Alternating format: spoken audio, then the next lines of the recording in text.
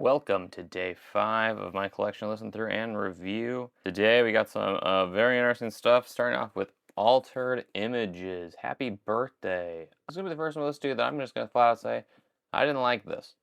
It felt like something maybe I should enjoy more of. I just didn't. And really, like, Real Toys may be the only song I kind of liked. And Happy Birthday, the title track, is god awful, and it is on here like 3 times. This is a 3 out of 10 for me. Next up, we got the greatest hits of America.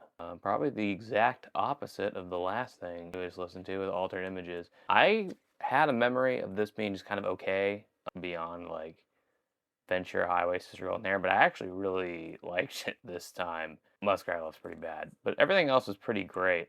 I think there's some very interesting stuff, like where there's like tracks that aren't off like the original albums, but they're still sequenced to like segue into each other on here. So they like did some work specifically for this greatest hits. Enjoyed this quite a bit. 7.5 out of 10.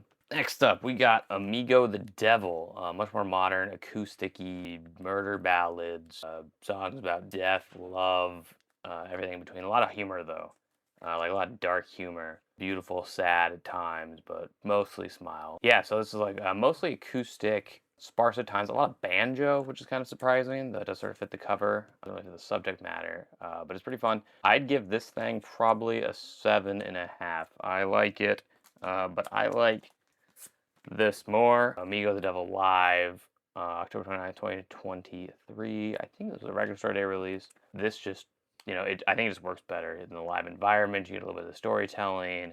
The band, it's such a different dynamic, a lot heavier, kind of more aggressive at times. It's got more songs, which is always a benefit. Really enjoyed this thing.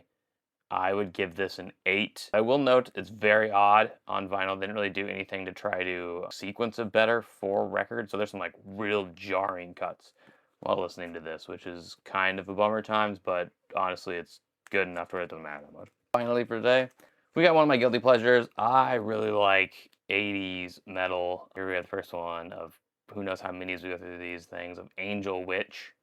This is their debut album. It's what the title and description I already gave kind of implies. This is early 80s metal, goofy, lots of riffs, nothing serious, no matter how much they may think it's serious. Very fun. It contains, a track called Angel Witch, and a track called White Witch.